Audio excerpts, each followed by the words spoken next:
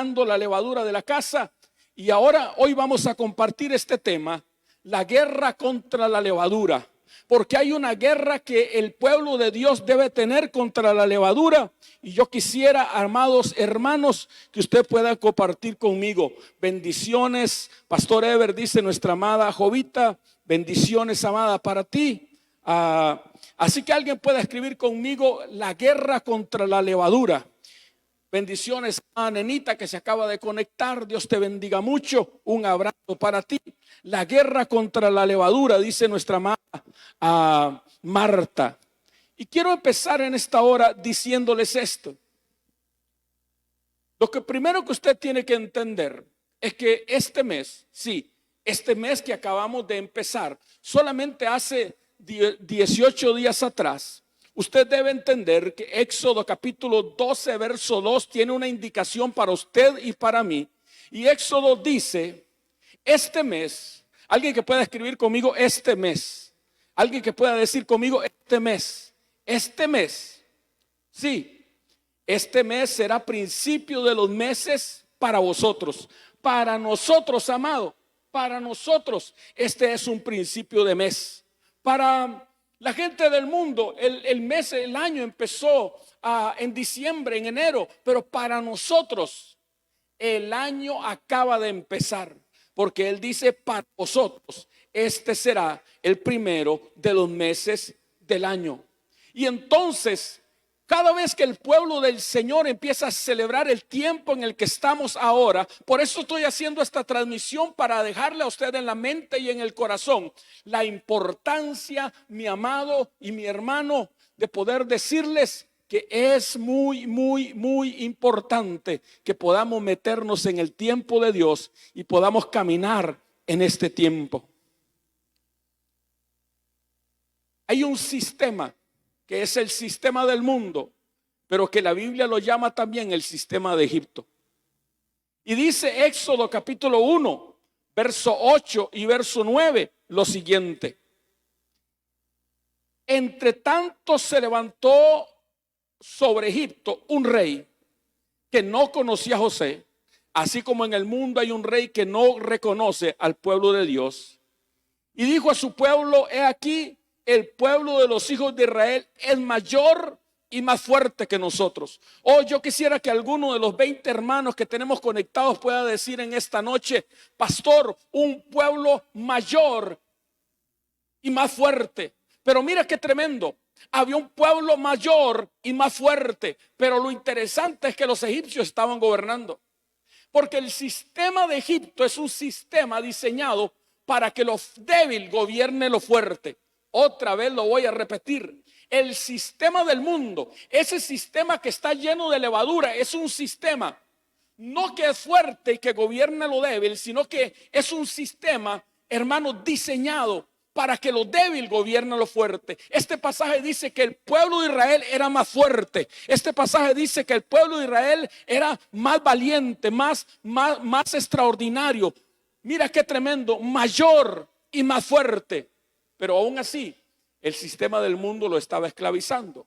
¿Por qué el sistema del mundo lo estaba esclavizando? Eso es lo que quiero compartir con ustedes. Amado Julio, Dios te bendiga mucho. Tengo días de no verte, amado Julio. Un abrazo grande para ti. Muchas bendiciones. Nuestro amado Víctor Hugo Ureña, Dios te bendiga, amado Víctor Hugo. Que el Señor te prospere, te engrandezca. Entonces déjeme continuar con este tema. El sistema de Egipto es un sistema que está conectado y está relacionado con los dioses de Egipto. Mira Éxodo capítulo 1, verso 12, dice, yo pues pasaré aquella noche por la tierra de Egipto y heriré a todo primogénito en la tierra de Egipto. No solamente iba a herir al pueblo de Egipto, también iba a herir a los hijos de Dios. Pero los hijos de Dios pusieron sangre en sus casas, hicieron Pascua y el heridor pasó por encima. Así de los hombres como de las bestias, y ejecutaré mis juicios en todos los dioses de Egipto. Alguien que pueda decir conmigo en esta hora, ejecutaré mis juicios en los dioses de Egipto. El deseo de Dios, lo que Dios tiene en el corazón es traer su juicio sobre los dioses de Egipto. Pero te vas a dar cuenta que el sistema de Egipto es un sistema donde el débil gobierna a lo fuerte, pero lo hacen en base a sus dioses y a la comida. Déjeme avanzar solamente. El sistema de protección. Mira qué tremendo. Números capítulo 14, verso 9, nos entra en un pasaje tremendo. Dice Números capítulo 14, verso 9. Solo que no seáis rebeldes contra el Señor, ni tengas miedo de la gente de la tierra, pues será presa nuestra. Su protección les ha sido quitada. Alguien que pueda escribir conmigo en esta noche, su protección ha sido quitada. Alguien que pueda escribir conmigo en esta noche, su protección ha sido quitada. Cuando el Señor en aquella noche de Éxodo capítulo 12 trajo sus juicios sobre el pueblo de Israel y ejecutó los dioses, la protección que esos dioses tenían por el pueblo de Egipto les fue quitada. Oh, qué tremendo, hermano amado. Mira qué pasaje extraordinario esto. Su protección ha sido quitada. ¿Por qué? Porque, hermano, había algo que se había quebrantado, que se había roto aquel día. Y entonces mira esto. Jueces capítulo 5, verso 20 dice: desde los cielos pelearon las estrellas, desde las órbitas pelearon contra Císara. Mira qué tremendo, hermano. Císara y su pueblo eran adoradores de las estrellas. Y en un tiempo, esas estrellas, esos espíritus que están detrás de la adoración del sol, de la luna, de las estrellas, los protegían. Pero ahora esos mismos espíritus están peleando contra Císara. Ya no les dan protección, ahora están peleando contra ellos. Y yo quiero que usted entienda que la levadura de Egipto es lo que permite a esos dioses pelear y trabajar por ese pueblo. Así que déjame avanzar solamente. Quiero poner esto en tu corazón y que usted lo pueda masticar y que usted lo pueda digerir. Antes de que fuera una cultura, fue un culto. Alguien que me lo pueda escribir ahí en las redes sociales, en los comentarios. Antes que fuera una cultura, fue un culto. Hoy tenemos una cultura, pero antes de que eso fuera cultura, era un culto. Así que escribo ahí: antes de que fuera una cultura, fue un culto. Pero ¿sabes qué tremendo? Hermano amado, antes de que fuera un culto, fue un Dios que demandó adoración. Antes de que fuera un culto, fue un Dios que demandó adoración. Déjeme explicarlo. En Cartago hay una cultura en el país. Una cultura que cada 2 de agosto de todas las partes del país hacen procesiones a ese lugar.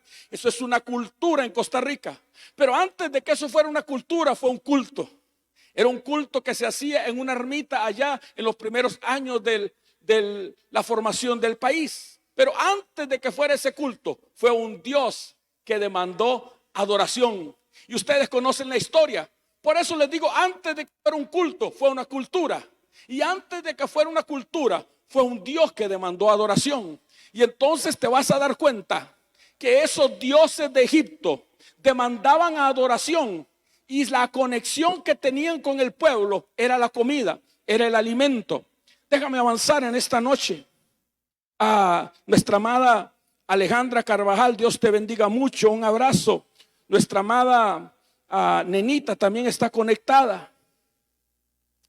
Así que alguien que pueda decir conmigo, ¿cómo opera la levadura en una cultura? Alguien que me pueda preguntar: Pastor Ever, yo quiero saber cómo opera la cultura, cómo opera la levadura en una cultura. Porque si antes de que fuera un culto fue una cultura, antes de que fuera una cultura fue un culto, y antes de que fuera un culto fue un Dios que demandó adoración. Entonces pregunte, ¿cómo es que opera esa cultura? ¿Cómo opera la levadura en la cultura? Déjenme mostrárselo. Dice, mira qué tremendo. Éxodo capítulo 12, verso 34 y verso 35. Entonces los israelitas llevaron su masa de pan sin agregarle levadura, envolvieron las tablas de amasar en sus mantos y los cargaron sobre los hombros. Los hicieron lo que Moisés había indicado. Pidieron a los egipcios ropa y objetos de plata y de oro. Mira, para hacer pan se necesitaban 4 cosas. Número 1, se necesitaba masa. Alguien que pueda describir ahí masa, pastor. Número 2, se necesitaba levadura para agregarle a la masa. Número 3, se necesitaban tablas de amasar. Todo eso el pueblo lo llevaba la masa, llevaba las masas. Y en el verso que sigue, usted se va a dar cuenta, en Éxodo 12:39, hornearon pan plano de la masa sin levadura que habían sacado de Egipto. Y entonces te vas a dar cuenta de esto. Para hacer pan se necesita masa, se necesita levadura, se necesitan las tablas de amasar y se necesitan los hornos. Pero, amado Carlitos Saldaña, el pueblo de Israel sacó la masa. El pueblo de Israel llevó las tablas de amasar en sus hombros y en sus mantos. El pueblo de Israel llevó y creó, hermano, a los hornos, pero no llevó levadura.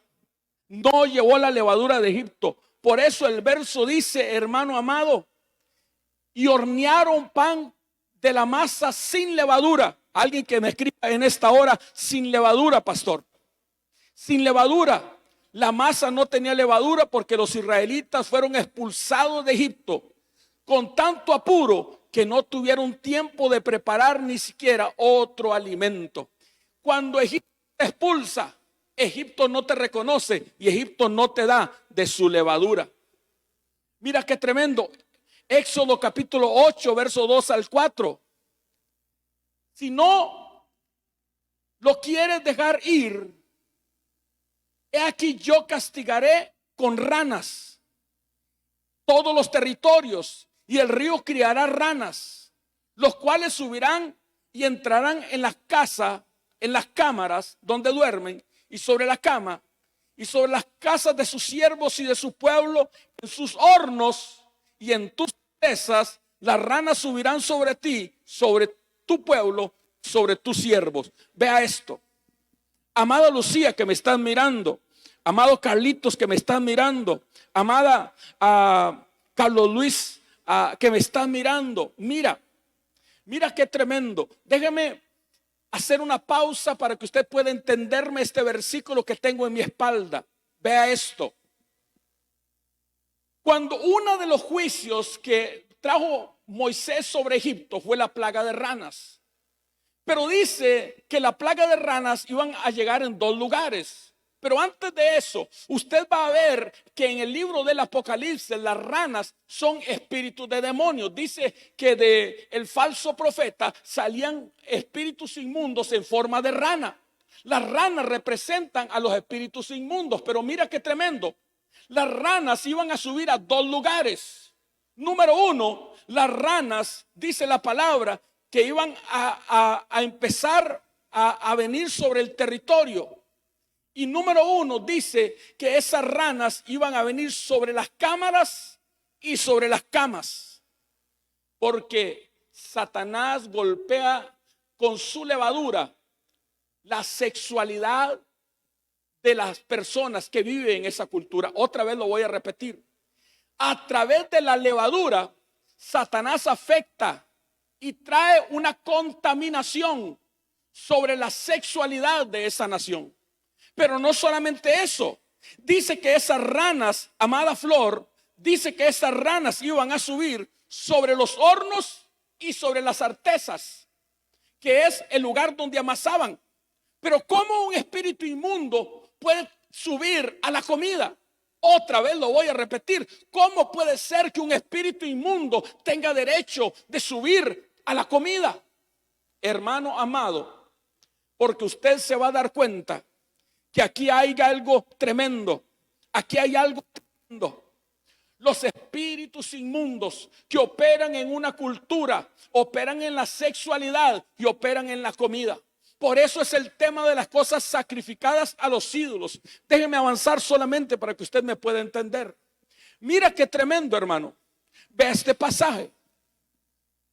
Éxodo capítulo 10, verso 19 y verso 20. ¿Qué es lo que trato de decir? ¿Que la comida ofrecida a los ídolos tiene alguna importancia? ¿O que los dioses no son verdaderos? ¿O que los ídolos son verdaderos? No, de ninguna manera. Lo que digo es que esos sacrificios se ofrecen a los demonios y no a Dios. Y no quiero que ustedes tengan parte con los demonios. Mira esto. Este pasaje está en Corintios, no está en Éxodo. Tengo el pasaje equivocado, pero el pasaje está ahí. Vea esto. Hay una conexión entre la comida y los demonios. Otra vez lo voy a repetir. Hay una conexión entre la comida y los demonios. Hay una comida. Hay un sacrificio que es ofrecido a los demonios. Y Pablo dice, yo no quiero que ustedes se hagan parte con los demonios. Y la pregunta es, ¿cuándo me hago parte con los demonios, pastor? Yo me hago parte con los demonios cuando como comida con levadura de Egipto. Yo me hago parte con los demonios. Mira qué tremendo, hermano. Los demonios les gusta participar en la sexualidad de las familias, de la cultura, traer maldición sobre la cultura a través de la inmoralidad sexual, pero no solamente a través de la inmoralidad sexual, sino que lo hacen a través de la comida. Así que diga conmigo, la guerra contra la levadura en Galilea de los Gentiles. Déjeme explicarle este mismo concepto que le estoy hablando, de cómo la levadura de Egipto era a través de dioses. Pero ¿cuál era la conexión entre el pueblo de Egipto y esos dioses? Era la levadura a través de la comida. Y el pueblo de Israel, ¿qué hizo cuando salió de Egipto? Dejó la levadura de Egipto. Hay que sacar la levadura de nuestras casas en este día de panes sin levadura, sí. Hay que sacar la levadura de pecado. Hay que sacar la levadura de Herodes, que es asesinato, que es aborrecer al hermano. Hay que sacar la levadura de los fariseos, que es hipocresía. Hay que sacar la levadura de los saduceos, que es la independencia, la actitud del hombre de vivir sin Dios. Hay que sacar la levadura de la serpiente, que es, hermano amado, maldad y orgullo. Hay que sacar esa levadura de nuestras casas. Y déjenme mostrárselo. Déjenme hacer una pausa para bendecir a nuestros hermanos. Gracias por estar. Gracias por esos corazoncitos. Gracias, amada Zulma, por conectarse. Que Dios te bendiga mucho. Un abrazo grande. Gracias por estar ahí. Déjeme avanzar.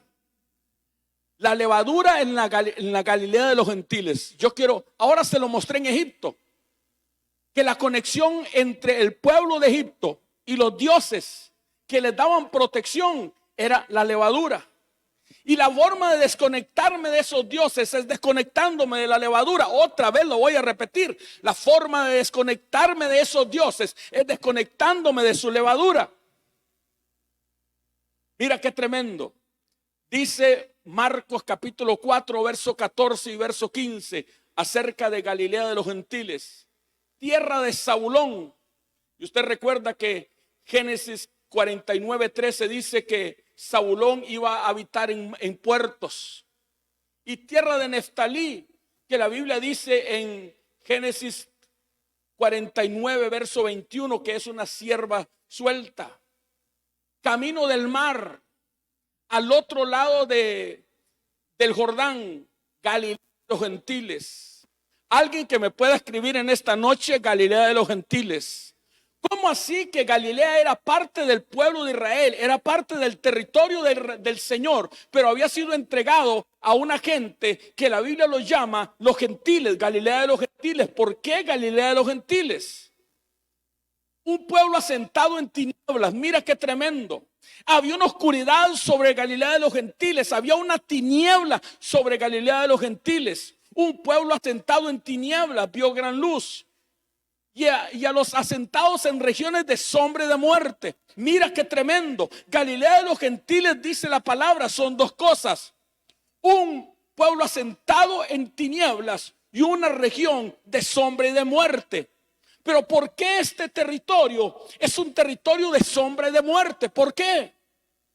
Déjeme mostrarle estas 13 cosas, amado. Número 1, una avanzada.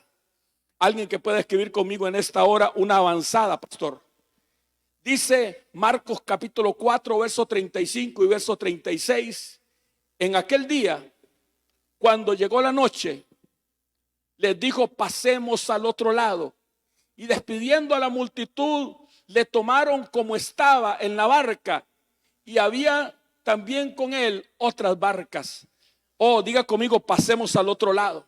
¿Qué es lo que va a hacer Jesús? Jesús lo que va a hacer una incursión en Galilea de los gentiles. Jesús va a hacer una incursión en el territorio enemigo. Otra vez lo voy a repetir: Jesús va a hacer una incursión en territorio enemigo. Pero mientras que Jesús hace esta incursión, Jesús nos va a dejar ver cómo es que el enemigo ha cautivado este territorio al punto de convertirlo en una tierra, hermano, de tinieblas, y convertirlo en una tierra que dice que era sombra de muerte. Y mientras Jesús hace esta incursión, vamos a entender cosas. Alguien que pueda escribir conmigo: una potestad manifestada en una tempestad. Otra vez, una potestad manifestada en una tempestad. Marcos 4:37. Mientras Jesús iba hacia Galilea de los gentiles, pero se levantó una gran tempestad de viento y echaba las olas en la barca de tal manera que se anegaba. Otra vez lo voy a decir. Pero se levantó una gran tempestad de viento y acechaba las olas de la barca de tal manera que se anegaba. Mientras Jesús está haciendo una incursión en Galilea de los gentiles, pasa algo tremendo. Pasa algo extraordinario. Se levanta una tempestad. Pero detrás de esa tempestad va a haber una potestad. Vea esto. Déjeme seguir avanzando. Diga conmigo: un gobernante. Un gobernante. Marcos capítulo 4, verso 38. Y él estaba en la popa durmiendo sobre un cabezal. Y le despertaron y le dijeron: maestro, ¿no tienes cuidado que perecemos? Iban haciendo una incursión a Galilea de los gentiles. De pronto se levantó una potestad escondida en una tempestad. Y empieza la barca a ahogarse. Y recuerden que aquellos eran marineros experimentados, la gran mayoría de ellos en el mar. Pero hay una tremenda tormenta. Ahora hay un gobernante en esa barca, porque dice que estaba sobre un cabezal. Cabezal representa cabeza, representa gobierno, amado Carlitos Saldaña. Y dice acá: y él estaba en la popa durmiendo sobre un cabezal y le despertaron. Hoy en día la iglesia de Jesucristo, la iglesia del Señor, está igual que aquel hermano amado, está igual que Jesús, está durmiendo y hay que despertarle. Y yo he venido con una voz profética en esta noche para decirte: despiértate tú que duermes y levántate de los muertos y te encontrará Cristo, porque somos los siervos de la última hora. Y nosotros, los siervos de la última hora, estamos llamados para tener una trompeta en nuestra boca y decir: ahí viene el esposo, salid a recibirle. Ahí viene el esposo, salid a recibirle. La iglesia tiene que gobernar, la iglesia tiene que tener autoridad, la iglesia tiene que operar en sus dimensiones como Jesucristo. Alguien que diga conmigo: un gobernante. Ahora diga conmigo: una autoridad. Marcos capítulo 4, versos 39 y 40 dice: ¿qué hizo Jesús cuando despertó? Oh, qué tremendo. Bendiciones, amada Sara, que te conectas en esta hora. Una autoridad. Y levantándose, reprendió al viento y le dijo: calla y enmudece. Alguien que me pueda escribir ahí en las redes sociales: calla y enmudece. Alguien que me pueda escribir en esta noche: calla y enmudece. Y cesó el viento y se hizo grande bonanza. Y les digo, ¿por qué estáis amedrentados? ¿Cómo no tenéis fe? Oh, mira qué tremendo, hermano amado. Jesús reprendió a una potestad que estaba escondida detrás de una tempestad. La gente piensa que Jesús reprendió la tempestad y los discípulos dijeron hasta el mar le obedece, pero Jesús reprendió como se reprende un demonio. Él dijo, calla y enmudece. Alguien que pueda escribir conmigo ahí en esta noche, calla y enmudece, porque hay cosas que están peleando contra ti, porque hay cosas que están peleando contra tu familia, porque hay levadura del mundo que se ha levantado contra ti, hermano amado, que la única manera es que la autoridad que Dios te ha dado salga y que tú le puedas decir, calla y enmudece a ese diablo, calla y enmudece a eso que te está golpeando. Déjeme mostrarle esto. En esa parte de Galilea de los Gentiles, se llama Galilea de los Gentiles porque ahí gobernaban los griegos. Los griegos habían tomado esa tierra en el tiempo en que Alejandro Magno gobernaba sobre Grecia. Y esa parte, los griegos, a Zeus se le relaciona al dios griego Zeus, se le relaciona con cuestiones meteorológicas naturales como el viento, los truenos, la lluvia, la tempestad y los relámpagos. Y se le ofrecían cerdos. Se le ofrecían cerdos. Eran cerdos lo que se le daba a ese Dios. Ahora diga conmigo, un legionario. Estamos caminando hacia una tierra, a Galilea de los Gentiles, a una tierra atrapada en oscuridad y en sombra de muerte. Y Jesús nos empieza a revelar, Jesús nos empieza a correr el velo, Jesús nos empieza a mostrar qué es lo que hay detrás. Y número uno, se encuentra una potestad escondida detrás de una tempestad y Jesús la vence, calla y enmudece. Pero inmediatamente que vence a esa potestad en el aire, aparece quien adoraba esa potestad en la tierra. Alguien que diga conmigo, un legionario. Un legionario. Un legionario, amada Alejandra Guerrero. Un legionario. Un legionario que se ha levantado para golpear las familias. Un legionario. Marcos capítulo 5 verso 2 dice, y cuando salió él de la barca, enseguida, alguien que me pueda escribir ahí, enseguida, vino a su encuentro de los sepulcros un hombre con un espíritu inmundo. Y yo tengo una pregunta para usted. ¿Quién le avisó a este hombre endemoniado que Jesús iba para Galilea de los Gentiles? Otra vez se lo voy a repetir. ¿Quién le dijo a este hombre? ¿Quién le dijo a este hombre que Jesús iba para ese lugar? Porque enseguida que Jesús llegó, ahí apareció. ¿Quién le dijo? ¿Quién fue el que lo notificó? Y usted tiene que entender que aquella potestad que estaba escondida detrás de una tempestad, cuando fue vencido, notificó al legionario. Y este hombre, un soldado del enemigo, se hace presente. Enseguida dice Marta Sainz, enseguida dice amado Carlito Saldaño, enseguida. Alguien que diga conmigo una legión. Alguien que diga conmigo una legión. Un legionario era un soldado, pero una legión eran más de 6,000 soldados. Marcos 5, 9 al 10 dice, y le preguntaron, ¿cómo te llamas? Y él respondió diciendo, legión me llamo, porque son muchos. Le rogaba que no le echase afuera de aquella región. Una legión era lo que el Imperio Romano usaba para cautivar una región. Una legión era lo que el Imperio Romano usaba para cautivar una región.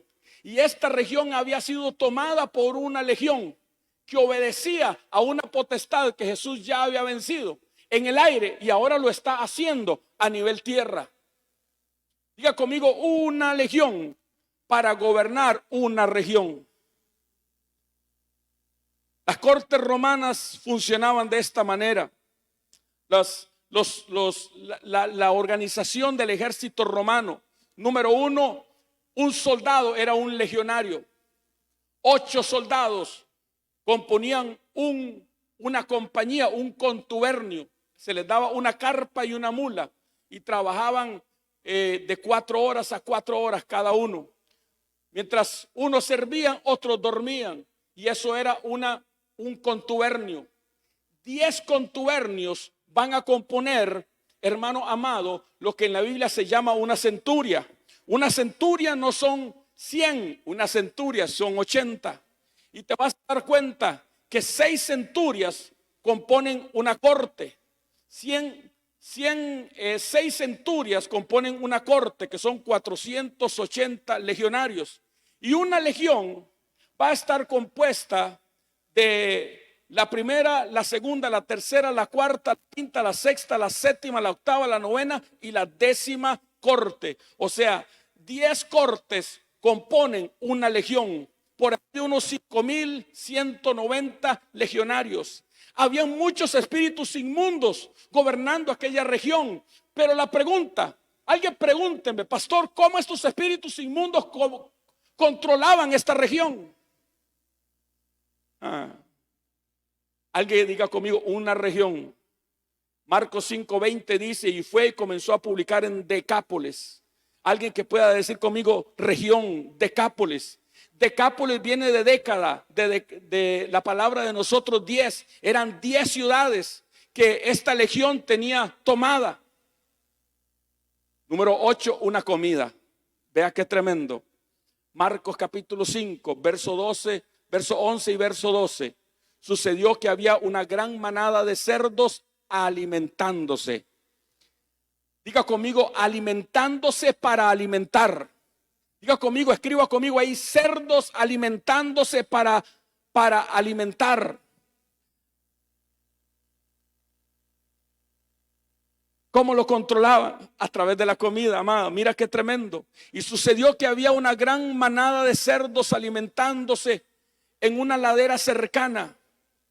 Y envíanos a esos cerdos, suplicaron los espíritus. Déjanos entrar en ellos.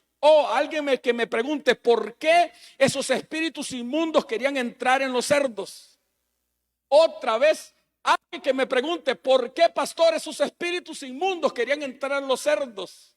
Porque los cerdos eran la conexión entre los hombres y los espíritus inmundos. Otra vez lo voy a repetir, porque los cerdos eran la conexión entre los hombres y los espíritus inmundos cuando se los comían. Y yo sé que a usted le gustan los chicharrones, yo no estoy hablando de eso. Pero dice, déjanos entrar a los cerdos. ¿Por qué? Porque ellos entraban a los cerdos y cuando la gente de Galilea de los gentiles se comían los cerdos, los espíritus inmundos tenían acceso a esas personas. Y de esa manera, hermanos, tenían a aquel hombre controlado, tenían a aquel hombre, hermano, que no podía avanzar, que vivía en los sepulcros, que no nadie le podía dominar, estaba endemoniado. Ahora vea, alguien que diga conmigo una historia.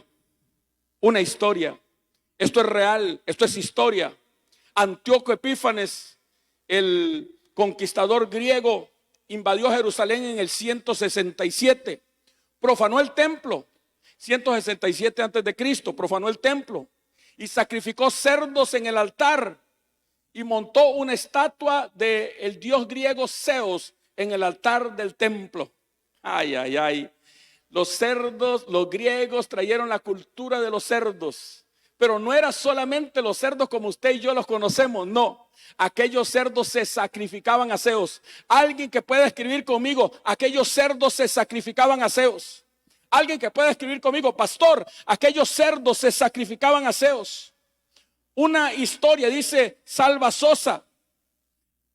¿Por qué para nosotros el comer cerdo, hermano, no está tan afectado en la cultura? Porque los cerdos no se sacrifican a un dios. Pero en este caso, en Galilea de los gentiles, los cerdos eran sacrificados para este dios.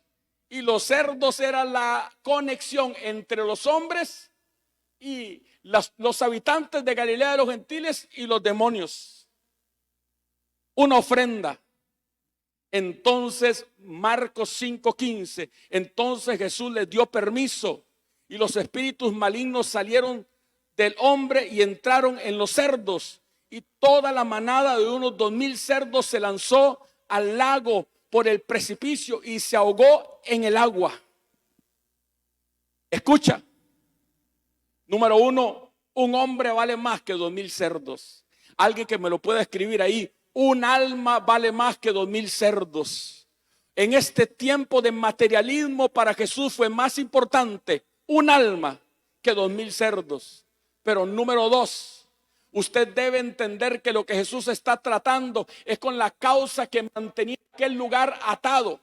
Jesús no solamente fue a liberar al endemoniado gadareno, Jesús fue a matar a los cerdos, que era la ofrenda que se ofrecía a los dioses. Y una vez, hermano amado, que no hay ofrenda, no hay altar. Y una vez que no hay altar, no hay poder de los dioses. Otra vez lo voy a repetir: una vez que no hay ofrenda, no hay altar. Y una vez que no hay altar, hermano amado, no hay conexión con los dioses. Por eso el enemigo toca tu ofrenda, porque cuando el enemigo toca tu ofrenda, el enemigo toca tu altar. Y cuando el enemigo toca tu altar, ningún hombre es más grande que su altar. Todo hombre que no tiene altar será derrotado. Entonces Jesús les dio permiso y los espíritus inmundos salieron del hombre y entraron en los cerdos. Y toda la manada de unos 2000 cerdos se lanzó al lago por el precipicio y se ahogó en el agua. Alguien que pueda escribir conmigo. Amada Flor, mira qué tremendo. Jesús ahogó las ofrendas. Número 11. Mira qué tremendo. Una conexión. Alguien que diga conmigo: una conexión. Entonces los que habían visto lo sucedido le contaron a los otros lo que había ocurrido. El hombre poseído con los demonios y los cerdos. Aquí hay tres personajes en este pasaje, véalo. Alguien que los pueda decir: un hombre, los demonios y los cerdos. Y la conexión entre los hombres y los demonios eran los cerdos. Y la conexión entre los hombres y los demonios eran los cerdos. Un resultado. Marcos capítulo 5, verso 17. Pronto una multitud se juntó alrededor de Jesús y todos vieron al hombre que había estado poseído por una legión de demonios, y se encontraron que estaba allí completamente vestido y en su sano juicio, y todos tuvieron miedo. Mira qué tremendo, hermano amado, el resultado.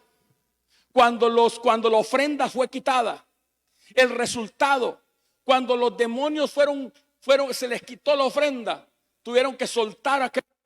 Y cuando sueltan a aquel hombre está completamente vestido, está completamente sano y en su juicio cabal.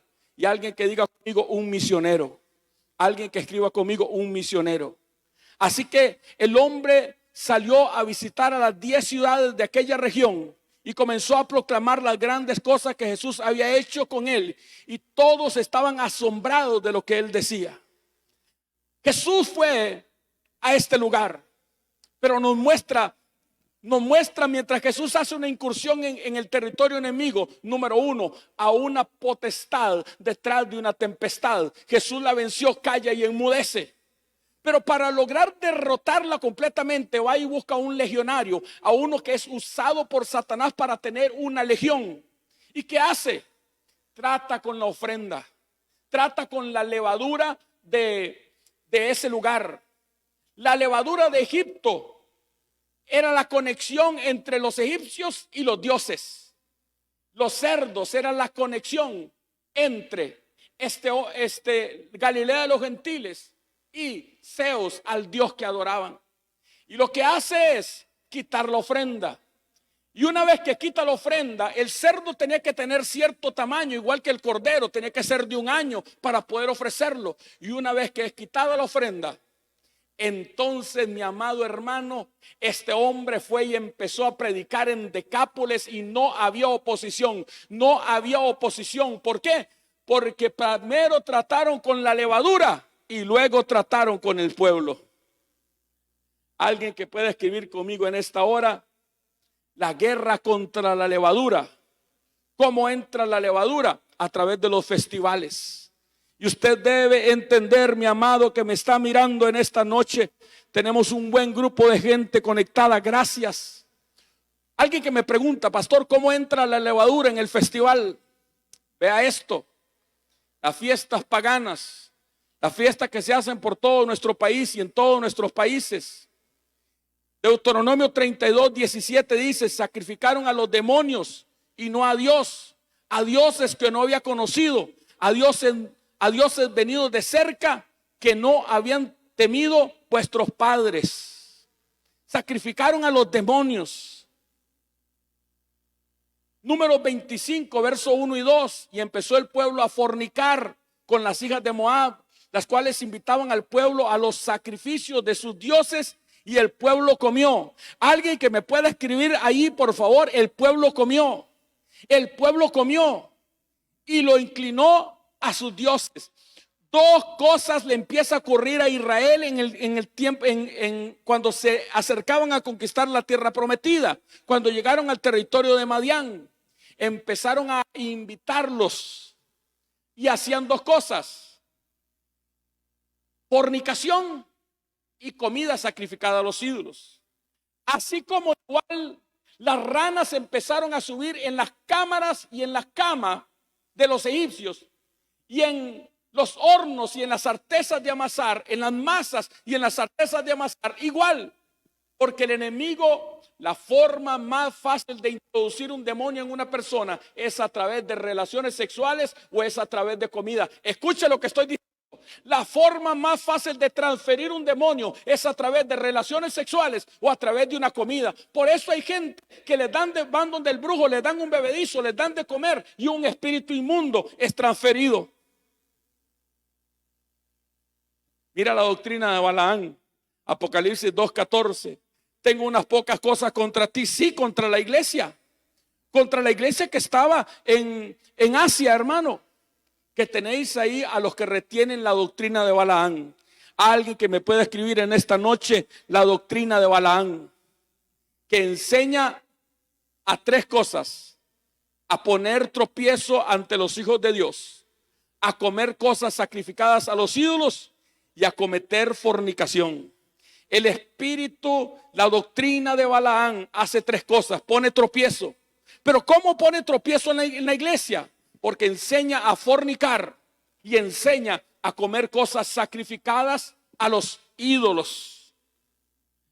Y usted se va a dar cuenta que este consejo fue de Balaam. Balaam primero le ofrecieron plata para que maldijera al pueblo, pero cuando no pudo maldecirlo, entonces dio un consejo. Y el consejo fue: inviten al pueblo para que vaya y participe de los festivales, y participe de la fornicación, y participe de la comida. Y mira qué tremendo. La Biblia habla de este hombre como un profeta, pero murió como adivino. Oh, qué tremendo, hermano amado. Qué tremendo, amada Alejandra Guerrero. También mataron a espada los hijos de Israel a Balaán, el adivino.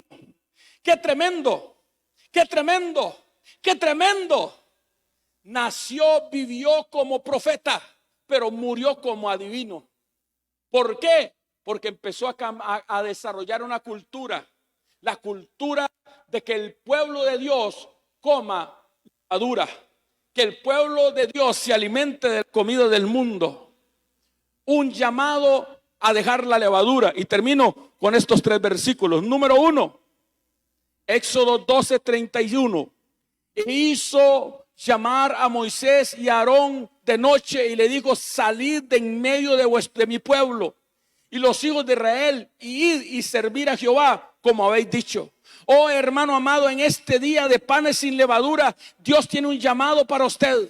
Y Dios tiene un llamado para usted que me está mirando y le dice: salid de Egipto y sírvale a Dios. Deje la comida del mundo, deje, hermano amado, el servicio a Satanás, deje la levadura del mundo y vuelva hacia Dios y sírvale a Dios. Mira, Faraón hace este llamado y Faraón le dice a Moisés y a Aarón: salid de en medio de mi pueblo. Y hoy Dios dice: salid de en medio de ellos, pueblo mío. Número 2, Jeremías capítulo 51, verso 45 dice: salid de en medio de ella, pueblo mío, y salvad cada uno su vida del ardor de la ira de Jehová. Yo quiero decirle, amado pueblo, que es tiempo de salir de en medio del pueblo, así como Jeremías hizo un llamado: salgan de en medio y salven la vida. Oh, yo le estoy hablando a algunos en esta noche y le digo: salga en medio de la levadura de Egipto, tenga guerra contra la levadura de Egipto todos los días, pelee contra esta levadura y salve su vida.